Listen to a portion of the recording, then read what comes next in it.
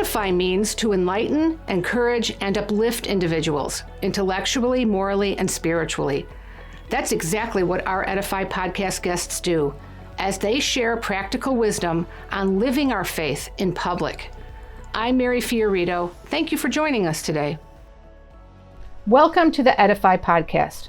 Our guest today is JP DeGance, President and CEO of Communio, and author of the book, Endgame, the Church's Strategic Move to Save Faith and Family in America. Welcome, JP.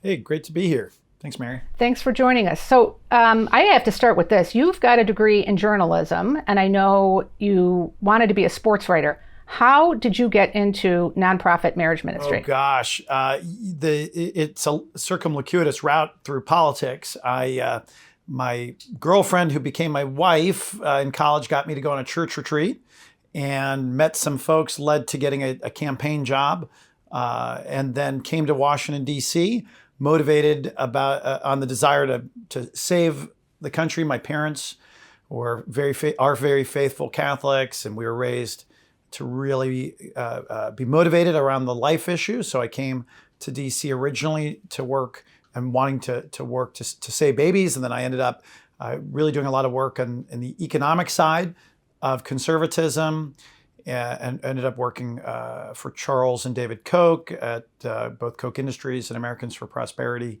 Got just a tremendous amount of business knowledge and strategic training.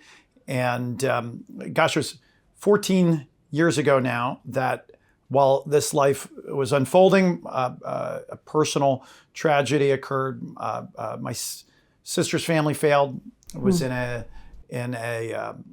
abusive marriage. Her kids and her had become homeless, and we took in a 10, 11, 14, and 15-year-old. Wow. Did you have other children yourself at the time? Yeah. Our oldest was 3. Wow. And we really experienced what it's like when families fail. Yeah. And that must have been so hard on your mom and dad too. Yeah, it was. And my sister ended up living with my folks while her kids lived with us. Mm-hmm. And we just saw and experienced what happens when when families failed. Yeah.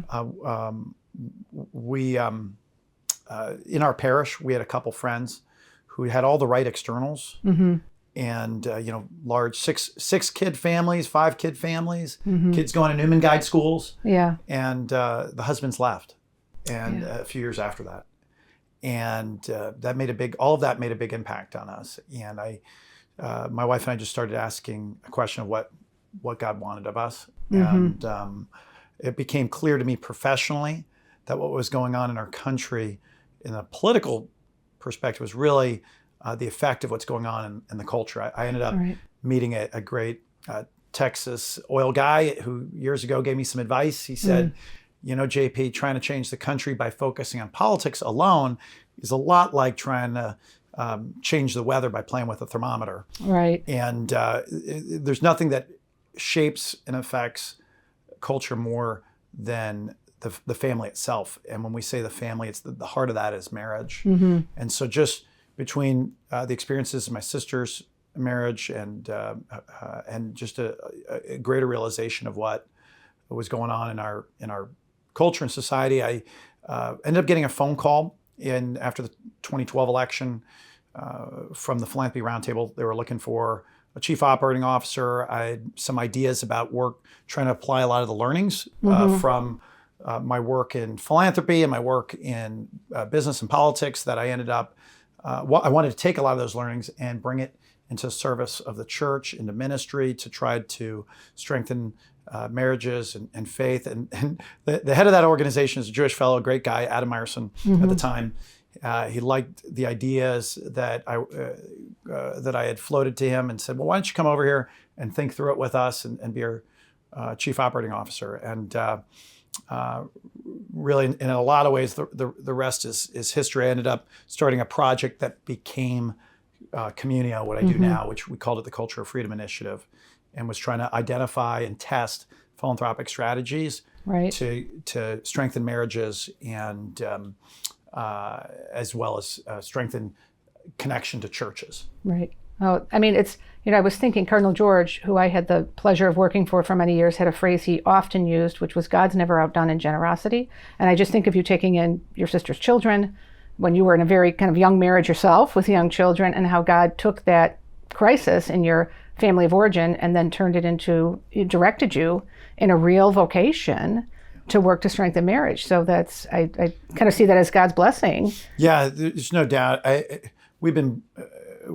God's embarrassed us in his generosity. I wish I could tell you that we get the phone call, and I was immediately interested and said, we said yes immediately, but when it became clear it was a longer term commitment, I was not as excited. It was my wife who pushed me and said that we needed to do this. And these nieces and nephews were not her blood relation. Right. And so she made me a much better person. And I think marriage does that to us.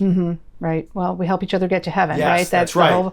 The whole goal. Well, I mean, you and I both have young adult children, and I know I worry about the dating culture today. And I worry about my daughters in particular, having to date men who have been so overexposed to porn or just frankly aren't from practicing Catholic families or families practicing any faith tradition. Given all this work that you do with couples and on marriage, what are your thoughts on the dating culture today, and how do you see Communio's role in addressing that for young adults, many of whom want to get married, but don't find it very easy to meet someone else who has that same goal? Yeah, so I'm going to speak to this on a few different levels. So first, we have to recognize that in churches, parishes, there's a major gender gap between women and men who participate, even amongst the married, right? So when we work with a community, when we work with a church, the first thing we start is with what we call first party assessment. It's a survey to know what's going on in the parish. And you're talking about at least 65-35 most churches between the married. When you get to the unmarried, you're frequently 80-20. Yeah. Of women to men. And so if you ever wonder, who's the good guy to set my daughter or friend up with, it's because it's hard to find them. In at least in parish life, right? Right. And so we're pretty blunt with our pastors when we talk to them about this, that we have to think intentionally about outreach that draws in men. Okay, we have to draw in and draw men back into church to build a robust community at the parish level amongst our unmarried. Okay, so that's just sort of a prologue.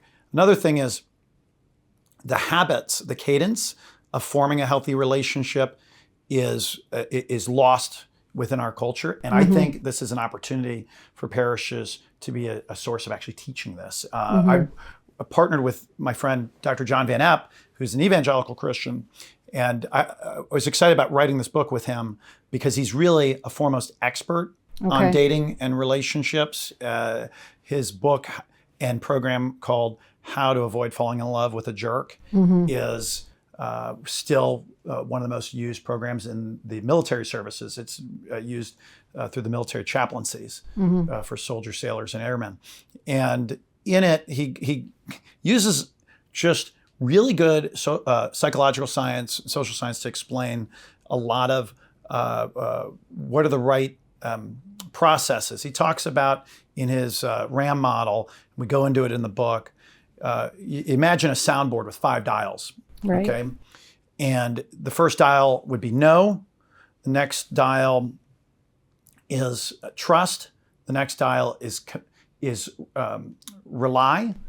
Then commit. Then touch. Okay. So it's a soundboard. You never trust somebody more than you know. You never rely on somebody more than you trust them. And you never commit more than you rely. And then you don't move to sexual touch before any of those things advance. And that, of course, is done in marriage, right? Where full commitment is done, right? So full lifelong commitment to the other, right? So helping, I was recently meeting with a young woman who is a convert to the Catholic faith, and after her civil marriage, and her civil marriage came about as a result of of a pregnancy in the first 6 weeks of dating. And she would tell you, yeah, she went immediately to sexual touch, her and her now husband. And we are having a conversation. We were going through those 5 variables of the relationship attachment model, and she said immediately, "Oh, that makes so much sense. This is why so much of what's going on in my relationship is so badly broken." And so we work and encourage at the parish level to develop, work with parishes to develop community for singles and for marrieds, and create environments where skills relating to skills as it relates to dating can actually be discussed.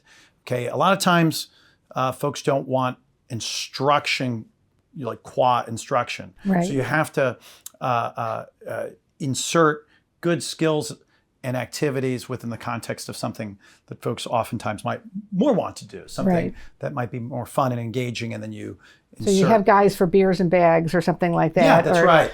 That's kind of a low maintenance sport, but you can throw some, teaching moments in there. Yeah. But, I guess, as I'm hearing you say this, and I'm agreeing with everything you say, but I'm so well aware of the expectation, I think particularly among men in this culture, sometimes women, but more often men, that sexual intimacy is, a kind of a pathway to dating, and not dating a pathway to, it's completely flipped on itself. One short example, I have a friend who signed up for one of the big Catholic dating websites, and she works for a Catholic institution and made that clear in her profile, was asked out by what seemed to be a very nice man. And after their first date, he asked if he could come back to her apartment with her. And she said, no, see that whole part about, working for a Catholic institution, I'm serious about that.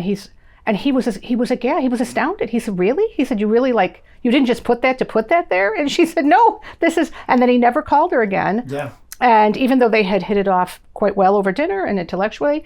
So, how do you even begin when it really seems to be, for the most part, an expectation that, again, sex is what makes you decide whether or not you want to date somebody, not the other way around. Yeah, it starts, as parents, a couple things. We can't, how often as parents do we talk to our kids about getting great grades, getting on the right travel sports team, and we add up all the things that we do with our kids, short of talking to them about their vocation, particularly about marriage and dating and what have you, frequently, that number of times that we talk to our kids about grades, school, university, job, career, sports is an exponential number above things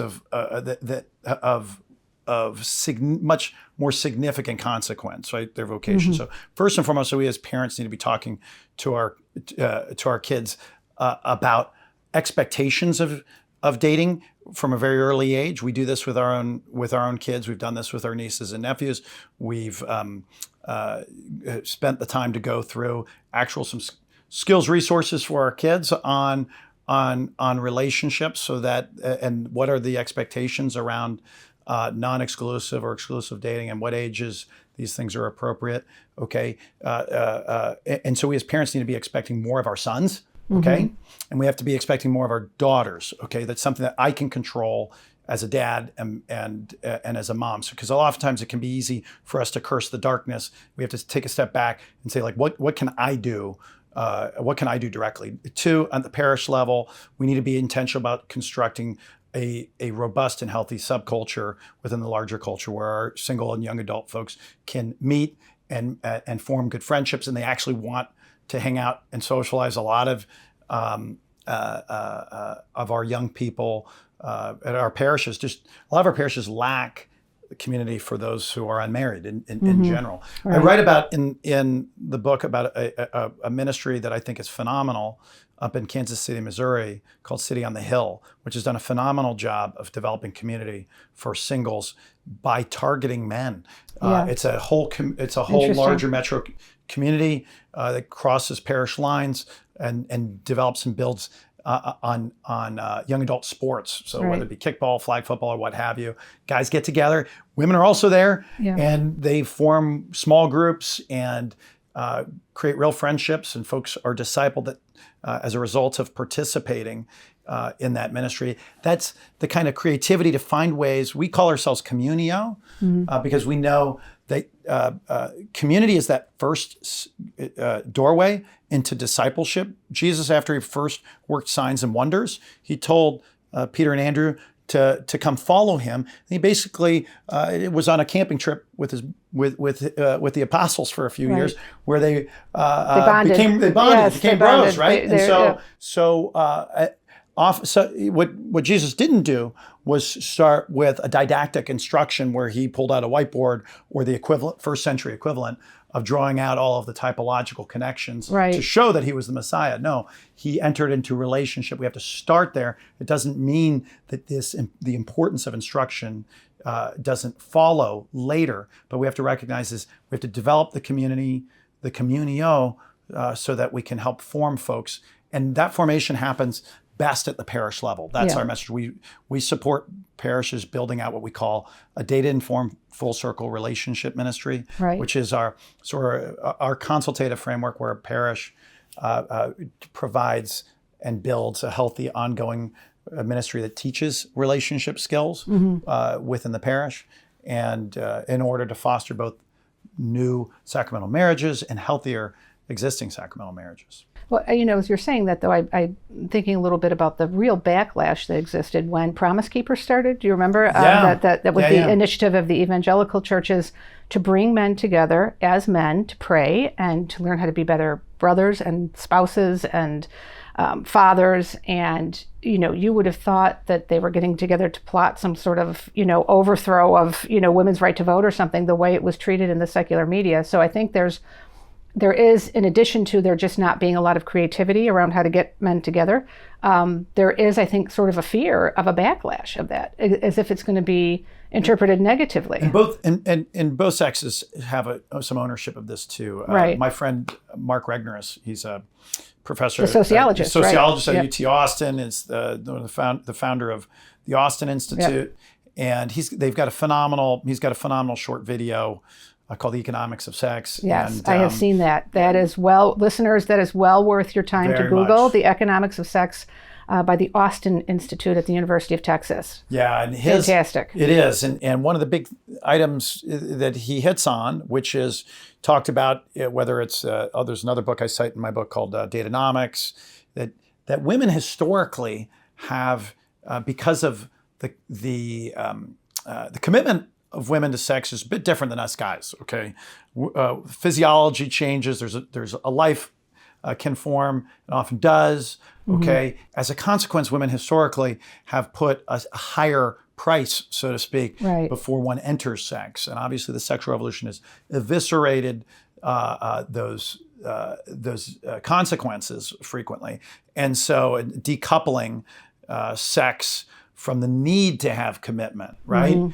And so now using Mark's language and the video's language, the price for sex has come down very much, meaning not literally, I'm not using the term in a financial sense, but almost immediately. Why not have sex almost immediately? The modal time in the survey that we co-commissioned with Mark in 2014 and 2018 was the modal time for when a couple or a person says they first have sex is before a relationship begins. Right? Exactly. And as long as women are not, the term is that he uses in the videos is essentially a cartel where women hold back sex for that lasting commitment. Well, like I mentioned, my friend, they go. The men will go elsewhere because they know that there's a large pool of women out there. And you talk to some of these women, they'll even say they don't like the fact that they have to have sex with men so quickly, and but they believe it is the only way to get a man to be interested in them enough to marry them, and then they feel they have to move in with them. This is why parish. This is why I think it's so critical. Think about priestly vocations for a moment. Okay, priestly vocations, everyone knows as a Catholic, are in crisis. It's down 38% since 1970. There's 38% fewer priestly ordinations. Okay, sacramental marriages are down almost 77% over the same time period, 75% over that same time period, okay? There is tremendous energy spent by the diocesan church and the Catholic Church at your parish level to pray for, talk about, and encourage vocations to the priesthood, okay? We have to become deadly serious about promoting the vocation of marriage and fostering communities where the cultural expectations, norms, and skills are taught so that folks can actually form the types of relationships that can lead to healthy discernment and lead ultimately to set more sacramental marriages.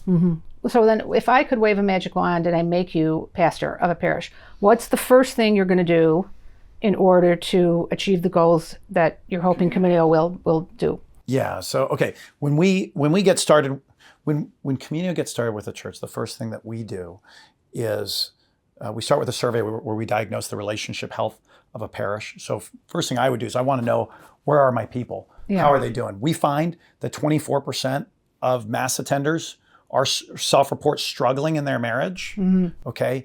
And women are 31% more likely to self-report struggling than the husband, okay? What we have found is our single people, okay, we've added and used the UCLA Loneliness Index as part of our survey, which is a really well worn and academically robust survey that understands whether or not somebody's chronically lonely. Yeah. Okay, if you fit into it, your life expectancy shrinks 15 years, okay? What we're finding is between 30 and 40% of the single people in parishes, active in our parishes, are self-reporting being lonely. So then I would want to know what's going on, okay? And then based on what's actually happening in my parish, which is the bigger problem, I'd get to work addressing that. So we help a parish think in terms of outreach into the community and for the parish. Our parishes are frequently sacramental service stations.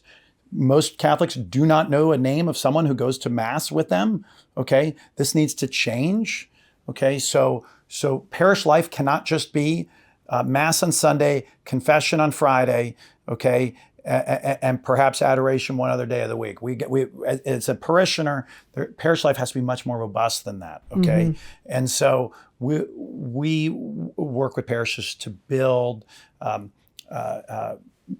ministry and outreach for couples, for singles, draw them in to have fun, draw them in so that we can feed them, both quite literally at times, but then also spiritually, okay? As Catholics, what we do a really good job of doing is identifying that there's a gap in knowledge, but we think that the way to solve that gap in knowledge is to start right away with instructing people. Right. And the fact is most people aren't ready to be instructed and don't want your instruction, okay? So that doesn't mean that they don't need it, and that you shouldn't do it, okay? So then how do you cover that gap, okay? So we'll work with, for instance, my brother's parish, they started with a focus on couples. My brother's a Catholic pastor down in, right now at St. Helens in Vero Beach, and his first outreach was a dinner with my sweetheart. It was a couples outreach. Oh, very nice. A little over 100 couples. It was sold out at the parish hall. And there was fun, there was dancing, there was a catered meal, there was childcare provided. Okay. A lot of times our young people who are married, this is when you're first married, this is when you're have the least amount of money. Right. And the least amount of money to pay for a babysitter. And you're highly unlikely to pay for a babysitter to go to something at your parish. If you're going to scratch a few pennies together and have enough for childcare, you're going to do something that you perceive to be much more fun. Yeah. So whenever we work with a parish, we think, let's incorporate childcare. We do, at Communio, we use predictive analytics, advanced analytics that help us understand what's going on in a community. And we created a model that helps us understand whether or not a married person looks like someone who recently got divorced. Okay, it's a predictive analytic that helps us see couples being at risk for divorce. The single biggest variable that predicts whether or not a married person looks like a person who's getting a divorce is the presence of children in the home and the presence of young children in the home. Okay, so ministry, oftentimes father might feel like, well, we can't have childcare. Well, if you want to do real ministry that can have the impact of actually is strengthening and improving a marriage, you're not going to do it unless you find a way to get that young couple with an 18-month-old, a 3-year-old, and a 5-year-old to be able to show up, okay? And so we work creatively with parishes to do that. And then it's a great confirmation project, isn't it? It's a great, we do. Yeah, some of our parishes get kids virtues trained and get them out there and start getting them volunteering. And then I'll say this last piece, Mary, is let's not underestimate how significant the significance of the stigma relating to working on your marriage or working on relationship, anything. Okay. Yeah, everybody's marriage at some point. I remember one time I was at an event at the Archdiocese of Chicago for people who had been married 50 years, and the media always want to ask them, right? How did you do it? How 50 years? And they would, to a couple would say, well, there were some years where basically we didn't talk to each other, not days or hours or months, years where we went through a really tough time. But, at the end of the day, this is what I promised. And here he is. And, it was that to me was very, to use our word, edifying to hear couples really admit that. Yeah, there's, especially again, when your kids are young, you don't have a lot of money, you're not sleeping a lot, right? There's a lot of stressors on marriage during those times. So it was a very kind of realistic way to look at it, but now again, right, as you say, you would admit maybe, I don't know, to your hairdresser that you were having problems in your marriage, but you wouldn't certainly talk to other couples at church about that. Yeah, we talk about when we come in and do a planning session with the parish, we talk about the donut test. Right. And what the donut test is, after Mass, you're having a donut, and someone comes to you and says, hey, my wife and I went to this marriage class last weekend, or this marriage retreat. What's the first thing that comes to your mind? I always ask everybody. No, you're having trouble in your marriage. That's a universal, that's always the answer. Okay. And I always tell Father and his team, that is the enemy that we have to actually dismantle. This perception that being intentional and investing in your vocation is somehow problematic. Our priests know that Holy Mother Church has set up a set of ground rules, right, for rule of life for our priests, right? They do the hours, they celebrate Mass each day, and then they go on a spiritual retreat each year. No one ever goes up to a priest and says, ooh, you went on a spiritual retreat? Something going on there, Father? Okay, it's normative to invest in our vocation if I'm a priest, okay? So I ask our priests, what are we doing to make it normal for our married people? So I say, we always give advice on setting out a sound vision for this, right? To overcome that stigma. Mm-hmm. If anybody listening to this or watching this has a great car, okay, if you've got a great car, you do not wait for the smoke to start coming out of the hood before you bring it into the garage. Right. You're always regular maintenance, yep. Changing the fluids. And so if you've got a great marriage, then that's terrific. This is for you. Right. Okay. What that does a couple things. Okay. It recenters the expectation of what it is. And it should be reinforced with everybody at St. Michael's, everybody at this church. Invest in their closest relationships. That's what we do here. Yeah. Okay. And that means staff and volunteer leaders lead by example and participate. Right. Okay. And starting with that starts to break down the barriers. We work with parishes to try to set out an expectation that at least half of everybody who's married under the age of 50, okay, participates in at least 8 hours of skills ministry a year. And we don't just make up that number. That's actually because the academic research says is that if you take 8 to 12 hours of skills practice for relationship skills, okay, you significantly inoculate that couple from a divorce, okay? And then we extrapolate that. So if you're a single person, if you're learning the skills of how to form a healthy relationship and maintain one, that those 5 variables I told you, you're gonna be more likely to make the right decision when a guy or a gal is in your life, right? And move yourself more to a state where you could actually discern and potentially enter marriage. Well, tell me how, if our listeners, and this has just been such a fascinating conversation, I could keep you all afternoon, but I know you have a plane to catch, so I won't. But tell us where all the things that you've referenced, what are the kind of top websites you would direct our listeners to learn more about a lot of the things you've been telling us today? First, you go to communio.org. Okay. Communio.org. Communio. Like communion without the N. Communion without the N at the end. Exactly. COMMUNIO.org. We've got up there's a fax tab. And you go through, and a lot of the data that I've been sharing is on the facts tab. We've got an impact tab that goes into some case studies as well with churches and communities where we've worked. So that's really a tremendous resource. Okay, and I know your name is JP. I think most of our listeners would be able to guess at what your name is, but let me ask you anyway. Who are you named for? And how has this person affected your life and your family? Sure. Yeah. My parents were not Beatles fans. My mom is half Polish, and she knew right away that John Paul was going to be a winner. And so I was born the first year of his pontificate. And now I want to say, like if you have a family of more than 3 boys and you're Catholic, there's a John Paul in there. Right. That was not the case when I was a kid. It's like a Therese. Therese had that the name Therese for girls. I didn't meet any other John Pauls until I was in high school, and they were much younger. Okay. So I couldn't help myself. My wife and I, we got married, and my first child was a boy. And it was ended up being in the last 6 months of John Paul II's pontificate. Wow! So I named my oldest son John Paul II, and so is that like his actual baptismal? His full, we did. We threw the Roman numeral 2 on there. Wow! No, he's John Paul. I have a middle name Anthony, then there's a last name, and then instead of a junior, he's a 2. Right. So instead of being John Paul Jr., he's John Paul II, and your listeners have been hearing from John Paul II. And I think, I think it's been really, it had a huge impact on my life. I think right now,